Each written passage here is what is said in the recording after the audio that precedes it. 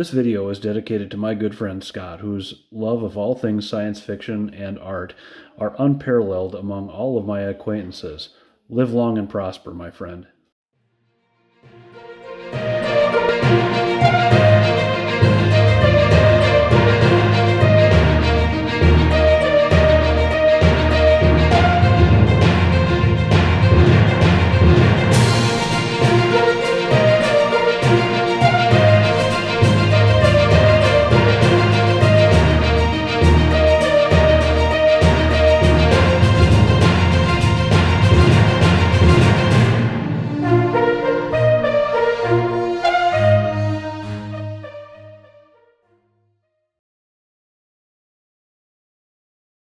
The Sierra Railway No. 3 is a 460 10-wheeler type built by the Rogers Locomotive and Machine Works of Paterson, New Jersey. Construction of the locomotive was completed on March 26, 1891, and was given the Rogers construction number 4493. The engine was modified temporarily and cosmetically to represent Central Paciic number 131 for the movie. The real Sierra number 3 is configured as a oil-burning locomotive, but appears in Back to the Future Part 3 as a wood-burning engine. What you're about to witness here is my first ever attempt to make HO scale firewood. Later on in this year, you'll probably see us out making real firewood for the real fireplace, but what we're doing today is taking some, this is I guess American buckeye. We cut this a couple of years ago. My wife's uncle is works with an arborist part-time, and he brought us a tree off of a rental place. It's not great firewood. It lights up. It actually dries down pretty quickly. It lights up pretty fast and burns hot, but it does not burn long. It's almost a little bit subpar even to like cottonwood. So what I've done is split this down into, actually this is the size that we'd probably use for kindling here in the house. And what I did is I took on my miter saw and cross-cut into pieces this size. And my figuring is that we could split these now. Instead of using the 35-ton Country Line log splitter, we can just use a hobby knife and make enough split wood to fill the top of the tender body here, and obviously it's not going to be a full load.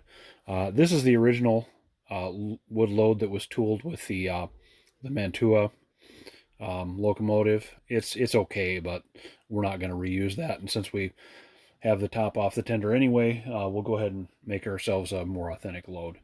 And not necessarily to use buckeye for any particular reason, but this particular piece of wood it's obviously been seasoned and been, I think, looks like either close to the top of the pile or close to one of the sides, got some sunlight on it and got some definite weathering on it. It's not been treated any other way than just exposed to the sun. So we're going to go ahead and split this down and see what it looks like. Start building ourselves a load on the tender. And what I'm going to do, so again, these are cross-cut pieces, so the grain is going this way here with the wood, so it should be fairly easy to cut. And I'm just going to cut off some hunks here that will look like approximately HO scale firewood.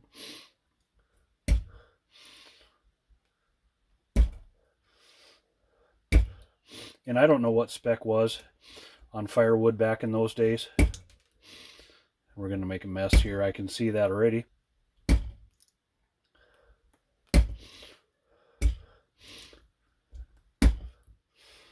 Just trying to hold it a little bit so it doesn't go flying off everywhere, so it's a little bit easier to track down. And this is coming apart pretty easily. This buckeye is honestly not that great a quality. It's not hardwood, it's pretty malleable. One thing we've noticed on using it as firewood, it takes moisture pretty quickly, so you can cure it. But if you get snow on it and then melt, or rain on it and then obviously get it wet, the surface will remain wet on a good hardwood, but the interior of the wood will remain cured. This tends to absorb water quite readily. So that's just a commentary on buckeye as firewood. And I've heard from the guys back east, so we're in southeastern South Dakota here, the guys back east from Ohio, you know, they're kind of their state tree there, one of the species known in Iowa or in Ohio. They don't think that much of that tree there either. So it's kind of a pretty tree to look at, kind of a messy tree, but what I'm looking for here is maybe a little smaller splits. I don't seem to be getting them. I'm just working this hobby knife down over this piece here and hoping to get enough. We'll probably switch to a different piece here to get some variety on our load. And that's what we really want, because you see variety in real firewood too. When you take a look at real firewood, there's all kinds of different sizes, and there's crotches and nicks and crannies and things like that. Nooks and crannies, I should say, that result from knots and different things like that. So real firewood is not perfect, and this model firewood isn't going to be either. Anybody needs some of this stuff, let me know in the comments, and I'll send you some to make for your own firewood for your own Central Paciic number 131. So we're all done splitting wood. We're ready to load up what I think is more than enough here to get going with a convincing load of firewood on our tender. Speaking of the tender here, what I've done is just a flat piece of styrene that I've cut out to the size of the approximate size of the back of the tender. Left that loose in there because I want access to the decoder that's underneath the installation here. And so what we're going to do is I've got some Elmer school glue here that I've poured into this yogurt cup, and a chisel brush. And I'm just going to, and I'm using this full strength, I'm just going to paint this on. I'm making this up really as I go here, actually. I'm going to paint this on to the surface of that styrene. You'll note that the styrene was white. I painted it black before I put it in here. And that's the same principle as if you're ballasting or anything like that. You want a dark background to fill over. And the reason why you want to do that is because you don't want any of that light color showing underneath. You want it, again, to be a convincing and dark background, so that you're not seeing light colors underneath, and seeing that it's only a shallow veneer of firewood laying on top of a piece of styrene. You want it to be a convincing that there's firewood all the way down to the floor of that tender, or whatever should be underneath there. So I'm just going to finish up applying my glue and get it into that far corner there. And I'm trying not to get it on the metal of the tender, just because I don't want this to be stuck down there with the firewood and the glue. I'm going to set my brush aside here and sprinkle on a little bit of this and see how it goes. To me, I don't know about you guys, but that looks like a heck of a lot more convincing firewood load than does this molded piece of plastic here. What I've got here is Elmer school glue that's been thinned, maybe a little weaker than 1-to-1 with water, maybe more like perhaps 2-to-1 water to school glue. And I'm dropping this in over this firewood load, and kind of what my idea here is for that to soak in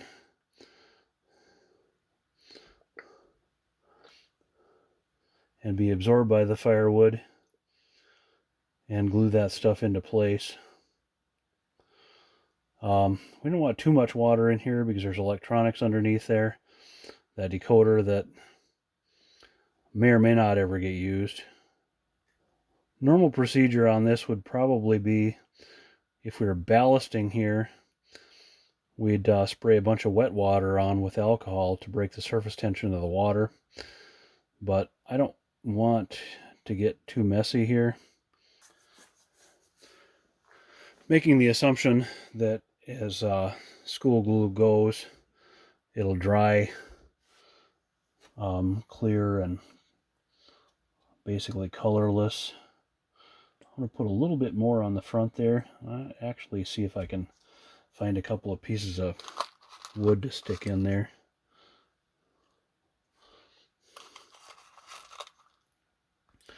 Probably should be using a tweezers here. And again, if I get a couple of errant pieces, it's not a huge deal. That one does not look good there. That one looks a little better. For our firemen to reach out and grab and throw into the firebox. Nice and mounted up there. Looks like it's ready for a long trip. So speaking of that long trip, we're going to take a trip out to the layout now and watch the 131 being assisted by BN 1376, a GP15-1 diesel locomotive, which was produced by Athearn as a Genesis model a few years ago. I picked this model up as a second-hand unit and have been using it since then. City and Sioux Falls, and maybe occasionally on the High Line. The Hi-Rail DeLorean and the figures, Marty, Dr. Brown, and Clara, were sent to me by my high school buddy Scott, who I mentioned earlier in this video.